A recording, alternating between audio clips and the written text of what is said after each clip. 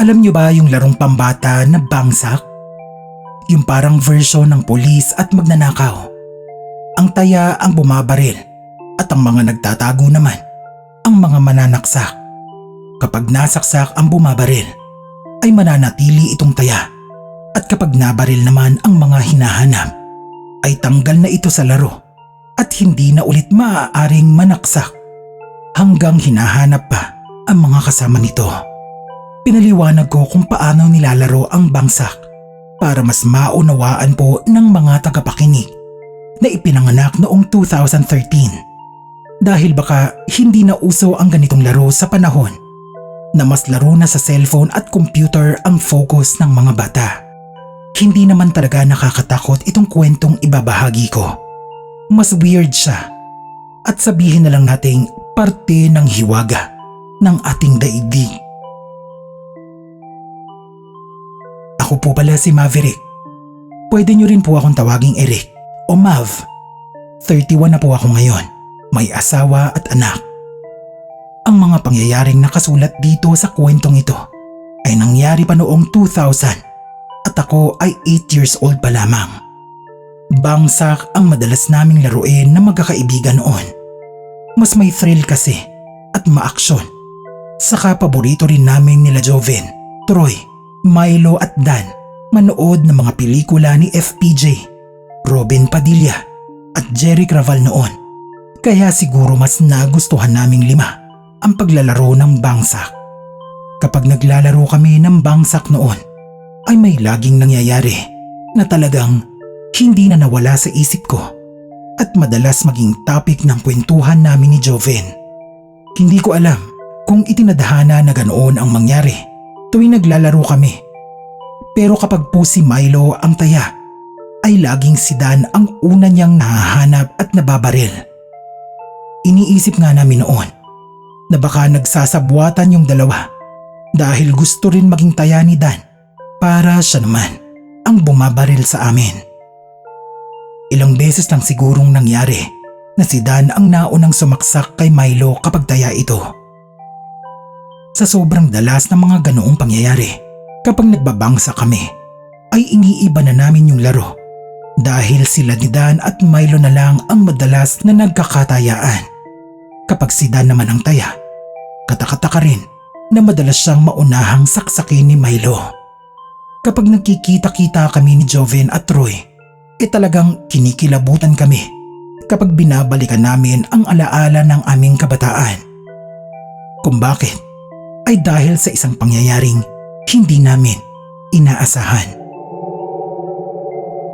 Alam naman namin na may tinatahak kaming kanya-kanyang landas. Pero magkaibang landas ang tinahak ni Milo at Dan. Si Milo ay naging isang pulis at si Dan naman ay naging isang hold-upper. Ayon na rin kay Troy at Joven. Ilang beses na raw pinakiusapan ni Milo ang kaibigan naming si Dan na itigil na ang pang-hold up. Pero idinadahilan lang daw ni Dan ay iyon lang ang alam niyang hanap buhay.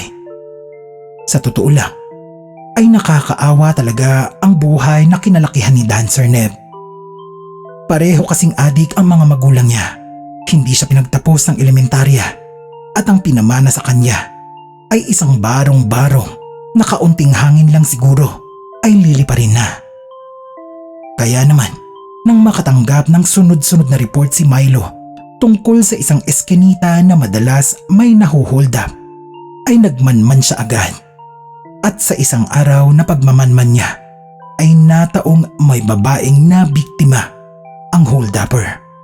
Narinig niya ang sigaw ng babae, ang tunog ng mga papalayong yabag ng tumatakbong hold-upper. Nang malampasan niya ang babae, ay nagpaputok siya ng baril. Narinig daw ni Milo ang paglagabog ng bumagsak na katawan sa simento. Nang lapitan niya ang katawan, nanlaki daw ang kanyang mga mata sa labis na sindak. Si Dan ang kanyang napuruhan. Sa dibdib daw tinamaan. May hawak itong kutsilyo at bag na mula sa babae. Umiiyak daw si Milo habang niyuyugyug ang katawan ng aming kaibigan. pero hindi na raw ito nagmulat o gumalaw man lang. Tumawag siya ng ambulansya pero hindi na nun nailigtas si Dan. Hanggang ngayon, topic pa rin namin ang pangyayaring yon, Sir Neb. Hindi na ulit namin nakita si Milo. Ang huling balita namin ay nagpalipat siya sa ibang estasyon. Kung magkikita-kita ulit kaming magkakaibigan, gagawin namin ang lahat para makalimutan niya ang pangyayaring yon. Iniisip kasi namin na baka sinisisi niya ang sarili niya. Gayong ginampanan niya lang naman ang kanyang sinumpaang tungkulin.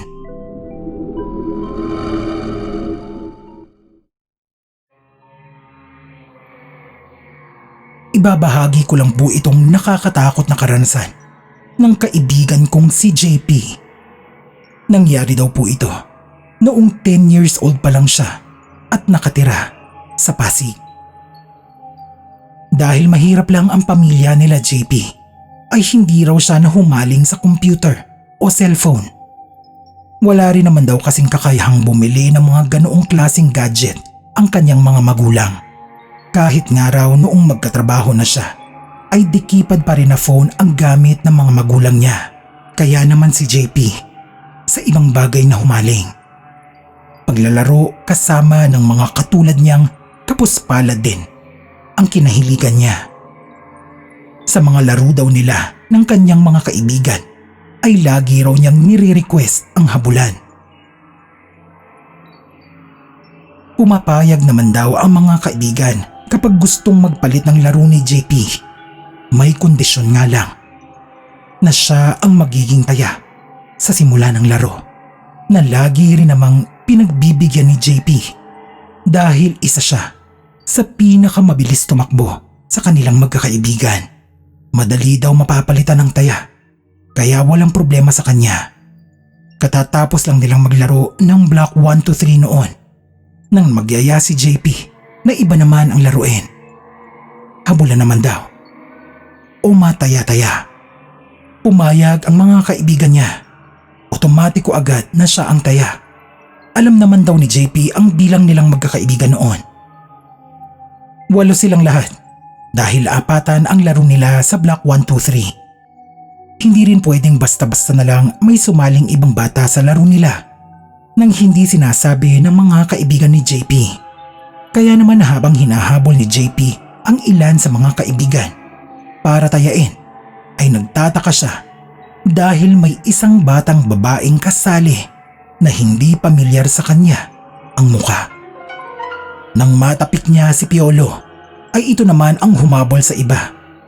Sa laro nila ay bawal magbalikan ng taya, kaya naman nakapagpahinga sandali si JP. Pinagmasdan niyang habulin ni Piolo ang iba pa nilang kaibigan. Habang nakatayo raw si JP at pinagmamasdang naghahabol si Piolo, ay hinahanap rin daw ni JP yung bata na hindi pamilyar sa kanya ang muka. Pero hindi niya naman daw nakita. Noong siya na ulit yung taya ay nakita na naman niya yung bata. Tumatakbo-takbo kasama ng mga kaibigan niya. Nang bilangin raw niya yung mga tumatakbo para umiwas sa pagkakataya, ay 8 raw lahat ito. 9 daw silang lahat na nasa bakanting lote. Sinubukan daw habulin ni JP yung batang babaeng hindi pamilyar ang itsura. Pero ang bilis-bilis daw nitong tumakbo. Hindi raw niya maabot-abutan. Tinatawanan lang daw siya ng mga bata dahil hindi nga ito mahuli ni JP. Habang nakafocus sa paghahabol si JP doon sa batang babae, ay nagtaka na lang siya bigla dahil tumigil na sa pagtakbo yung mga kalaro niya. Nakatayo na lang ang mga ito at bakas ang takot sa mga muka. Nang mapansin yun ni JP, ay tumigil na siya sa paghabol doon sa bata. Sinong hinahabol mo, JP? Tanong daw ni Piolo sa kanya. Sinabi daw ni JP na may batang babaeng sumali sa laro nila. Naiinis nga siya kasi hindi niya mataya-taya yung bata. Nang marinig daw yon ng mga kalaro, ay nagkanya-kanyang takbo daw ang mga ito at silang dalawa lang ni Piolo ang naiwan sa bakanting lote. Papaalis na sila doon sa lote nang marinig nilang may mga bagong batang dumating. Nagkikwentuhan daw yung mga bata tungkol sa kalaro ng mga ito na ang pangalan ay Tintin. Namatay daw sa dengue yung bata. Kawawa naman daw at hindi na nila makakasama sa paglalaro. Hindi na raw tinanong ni JP kung anong itsura ng Tintin kasi kinikilabutan na raw siya. Kumakapal na raw ang batok niya at nanlalamig ang katawan. Pero malakas daw ang kutob niya na ang batang sumama sa paglalaro nila ng habulan ay walang iba kung hindi yung Tintin.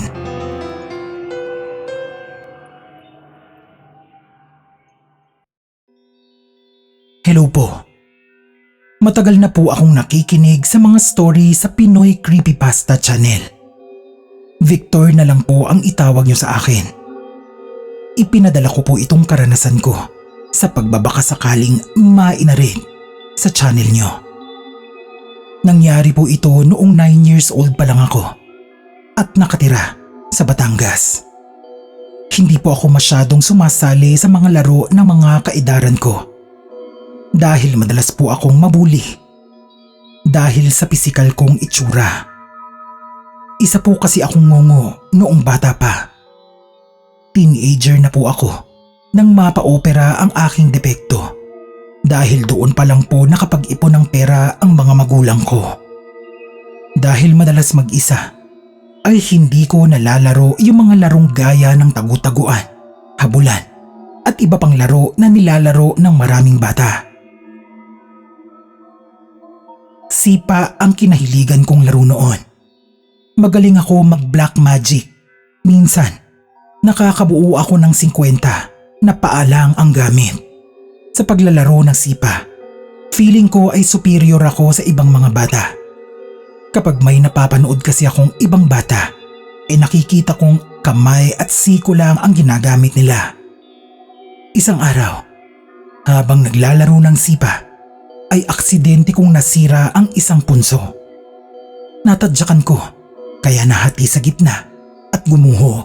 Pagkatapos kong masira yung punso ay umuwi na ako ng bahay. Hindi ko sinabi sa mga magulang ko ang nangyari sa takot na paluin ako ng nanay at tatay ko. Pagsapit ng umaga ay namagana ng husto ang kanan kong paa. Yung napansipa ko sa punso. Hindi ako makalakad o makatayo pagkatapos nun, kaya alalang-alala ang mga magulang ko. Ano raw ang nangyari? Tanong ni nanay. May ginawa na naman daw ba akong kalokohan? Sabi pa ni tatay. Dahil sa awa sa sarili at sa mga magulang ko na rin, ay sinabi ko na ang totoo. Umiiyak pa ako noon habang sinasabi kong may nasira akong punso habang naglalaro ng sipa.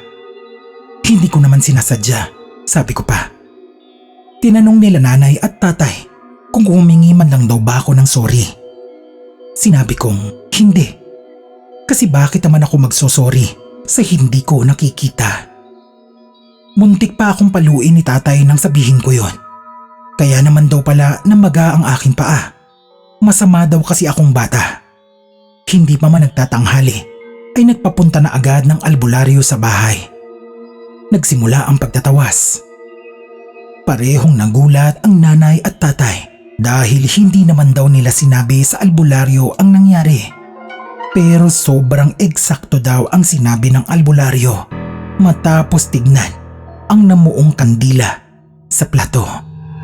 Ay may nasirang bahay itong si Tutoy habang siya ay naglalaro. Nako, pagmamayari ng nuno.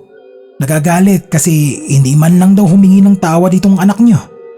Bumili kayo ng lechong manok at gin. Ilagay natin sa punso. Utos ng albularyo. Nang makabili si tatay ng lechong manok at gin, ay kinuha ng albularyo ang alay sa nuno.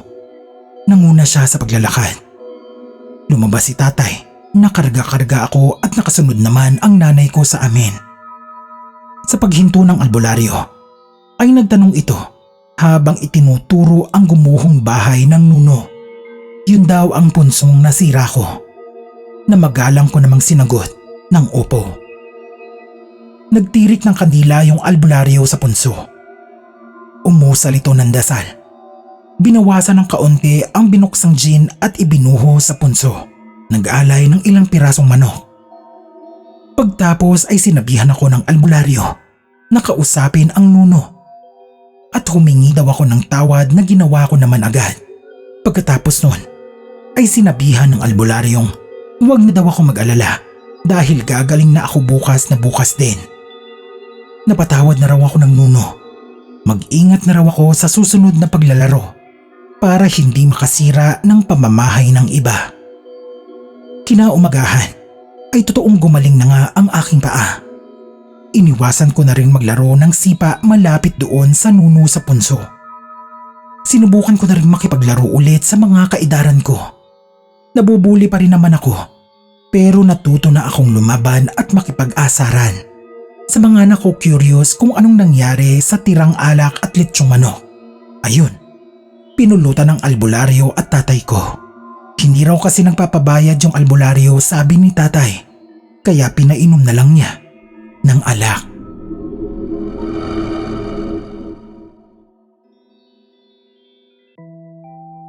Ako nga po pala si RG. Kasalukuyan akong nakatira sa Pampanga pero ito pong kwentong ibabahagi ko ay nangyari noong nakatira pa ako sa Inislag.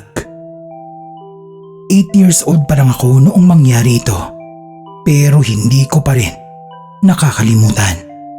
Mahilig kaming maglaro ng mga kaibigan kong si Nigel, Tutoy at Tommy. Ang laro namin, paiba-iba, depende sa trip namin.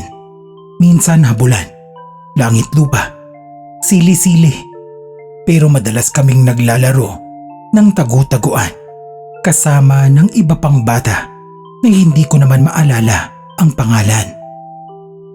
Noong mangyari ito, ay ako ang taya. Kaya naman kailangan kong hanapin ang mga kalaro.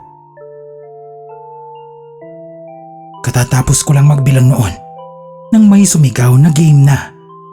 Kaya nagsimula na akong hanapin ang mga kalaro ko. Una kong nahanap si Nigel.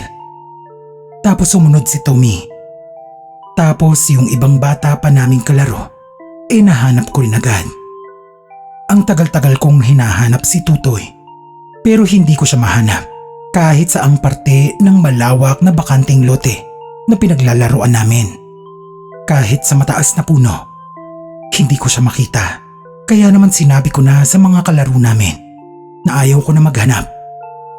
Baka umuwi na ako si Tutoy sa bahay nila dahil may inutos ang nanay nito sa aming magkakaibigan. Si Tutoy po ang laging pinatatawag ng mga magulang para utusan na bumili ng kung ano-ano. Pero ang sabi ng mga kalaro namin ay hindi pa raw umuuwi si Tutoy. Hanapin ko daw. Huwag daw akong madaya. Yung iba naming kalaro, inaasar na ako na burot na sa tagal At Choy ang tawag kung hindi ako nagkakamali. Mangyak-ngiyak na ako habang hinahanap si Tutoy at papalatag na ang dilim noong hapon na yon. Kaya medyo may takot na rin akong nararamdaman. Iniisip ko na paano kung may matapakan akong hindi nakikita. At madala na naman ako sa albularyo ni Mama.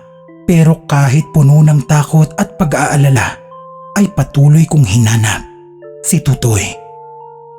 Napangiti ako nang makita ko siyang nakaupo at nakasiksik sa ugat ng malaking puno ng balete. Siguradong sigurado akong si Tutoy yun dahil nakapulang short at nakasuot ng butas-butas na sandong may print na cartoon character. Binagalan kong maglakad papunta sa nakayuko at nakasiksik na si Tutoy. Hindi gumagalaw ang kaibigan ko kaya inakala kong nakatulog siya sa paghihintay sa taya. Nang abot kamay ko na si Tutoy ay bigla ko siyang tinapik ng malakas. Mabilis ang naging paglingon sa akin nung inakala kong si Tutoy. Sa pagtingin niya ay bigla akong napaiyak sa takot at napatakbo ng mabilis. Hindi kasi si Tutoy ang nakita ko. At lalong hindi bata na katulad namin. Kapareho lang ni Tutoy ng suot na sando at short. Pero isa yung matanda. Matandang puro kulubot ang mukha. Namumula na parang umaapoy ang mata at may matutulis at madidilaw na ngipin na parang ngipin ng pating. Nang makatakbo ako malapit sa mga kaibigan ay tinanong nila ako kung bakit, pero hindi ako agad nakasagot. Sinabi nila na kanina pa raw nila kasama si Tutoy. Saan daw ba ako nagpunta? Uuwi na raw sila dahil papadilim na at baka paluin pa sila kapag umuwi sila ng gabi. Dahil sa pagmamadali ng mga kaibigan ko na umuwi, ay kay Tutoy at Tommy ko na lang na ikwento ang nangyari. Ang sabi ni Tommy ay baka naengkanto raw ako. Wala raw kasing malapit na puno ng balete kung saan kami naglalaro at imposible raw na magtago si Tutoy sa balete dahil isa yon sa punong kinatatakutan ng mga bata sa amin dahil pinaniniwalaan ngang tirahan ng mga engkanto. Iba naman ang paniniwala ni Tutoy. Baka asbo raw yun. Aswang kumbaga. Kaya daw matutulis ang ngipin at namumula ang mga mata. Mabuti na nga lang daw at hindi ako kinain. Hindi ako sigurado kung anong nakita ko nung time na yon. Ang sa akin lang, hindi na sana maulit pa. Nagpatuloy pa rin po ang paglalaro namin matapos ang karanasang yon.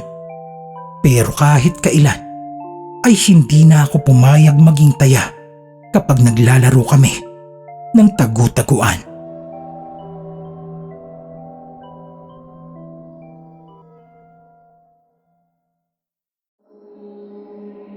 Totoo nga talaga siguro yung mga sinasabi ng mga matatanda na kapag madilim na, dapat tumitigil na sa paglalaro yung mga bata. Baka kasi may matamaan silang hindi nakikita o baka may maistorbong nilalang na gusto na ng katahimikan. Ito pong story na shinare ko ay nangyari sa akin noong 11 years old pa lang ako. Sa Limay pa po kami nakatira dati pero ngayon ay isa na akong Manilenyo. Sana po ay mapansin niyo itong aking kwento. Papadilim na nun. At ayaw pa rin naming tumigil sa paglalaro ng tumbang preso. Yung taya kasi, hindi pa nakakabawi. Kaya sige pa rin kami sa paglalaro. Nagbabanta pa noon yung taya na si Luna na kapag umayaw daw kami sa laro, hindi na raw niya kami bate. Dahil ayaw naman naming mangyari yon, kaya nagpatuloy pa ng ilang mga minuto ang paglalaro namin. Huminto lang kami sa paghahagis ng tsinelas nang makarinig kami ng halinghing ng kabayo. Si Ronald na nasa likod noon ng tayang si Luna sinabing uuwi na raw siya dahil magagalit na yung mami niya. Dali-dali nitong kinuha ang tsinelas tapos tumakbo papaalis. Nagpatuloy yung halinghing na naririnig namin. Tinatanong na ng mga batang kasama namin kung saan ang gagaling yung tunog ng kabayo pero walang makasagot. Yung iba sa mga kalaro naming halatang natatakot na dahil kahit nagbabanta si Luna na walang ayawan kinuha pa rin ng mga ito yung tsinelas nila. Nung kami na lang nila Ronald at Luna ang natitira ay biglang may mabilis na hangin na dumaan sa harap ni Luna. Sa pagdaan ng malakas na hangin ay biglang tumilapon yung lata sa malayo. Dadamputin pa sana ni Luna pero sabi namin ni Ronald na wag nang damputin yung lata. Balikan na lang natin yan bukas. Sabi ko pa. Paano kung may ibang kumuha niyan? Baka wala tayong lata bukas pag naglaro tayo ng tumbang preso. Sagot naman noon ni Luna. Pagkasabi noon ni Luna ay mabilis namin siyang nilapitan ni Ronald. Hinatak namin siya papalayo doon sa direksyon kung saan tumilapon yung lata. Nagpupumilit pa rin si Luna na kunin yung lata pero tinakot ko na. Sinabi kong kapag bumalik pa siya doon, iiwan na namin siya ni Ronald. Baka kunin ka ko siya ng nangunguha ng bata. Nang marinig yun ni Luna ay hindi na siya pumalag. Pero habang naglalakad kami pa uwi ay biglang nagtanong si Luna. Bakit para kayong nakakita ng multo?